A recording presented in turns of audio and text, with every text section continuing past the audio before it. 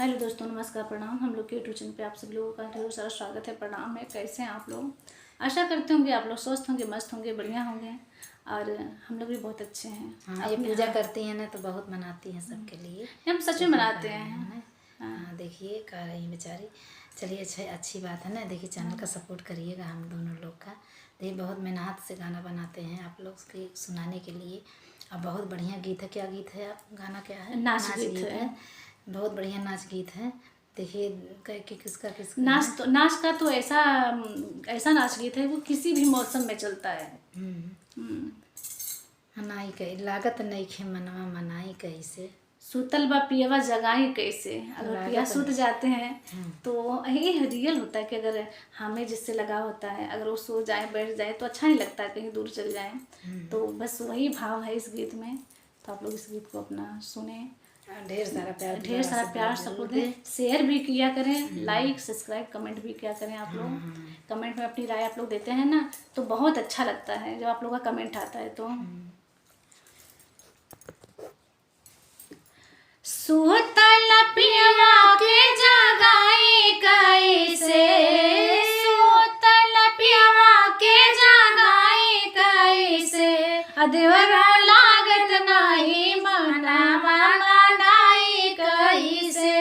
अदेवरो लागत नहीं मनवा मनाई कैसे। सुतल पियवा जगाई कैसे हो। सुतल पियवा जगाई कैसे। अदेवरा लागत नहीं मनवा मनाई कैसे। अदेवरो लागत नहीं मनवा मनाई कैसे। केसिया में जुड़ा सोहे जोड़ा में गजरा। केसिया में जोड़ा सोहे जोड़ा में गजरा। आखिया में काजरा लगाई कैसे। आखिया में काजरा लगाई कैसे। अमनवा मानत नाही देवरा मनाई कैसे। अमनवा मानत नाही देवरा मनाई कैसे। ए जी सुतल पिया के जगाई कैसे। जी सुतल पिया के जगाई कैसे। अमनवा मानत नहीं देवरा मनाई कैसे। अमनवा मानत नहीं देवरा जगाई कैसे। ए जी सुतल पियवा के जगाई कैसे। जी सुतल पियवा के जगाई कैसे। अमनवा मानत नहीं देवरा मनाई कैसे।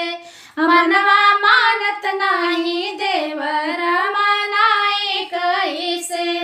कनवा में बाली सोहे ओठवा पे लाली। कानवा में बाली सोहे ओठवा पे लाली। हाथवा में चूड़िया खाना काई कैसे। जी हाथवा में चूड़िया खाना काई कैसे। देवरा देवरा सुतल बाड़े देवरू जगाई कैसे। अपियवा मानत नइखे देवरू मनाई कैसे। सुतल पिया के जगाई कैसे हो। सुतल पिया के जगाई कैसे। अमनवा मानत नहीं देवरा मनाई कैसे। अमनवा मानत नहीं देवरा मनाई कैसे। अंगवा पे साड़ी सोहे मुखड़े पे घूंघटा। अंगवा में साड़ी सोहे मुखड़े पे घूंघटा। लाली चुनरिया ओढ़ाई कैसे हो। लाली चुनरिया ओढ़ाई कैसे। अमनवा मानत नहीं देवरा मनाई कैसे। अमनवा मानत नहीं देवरा जनाई कैसे। सूतल पिया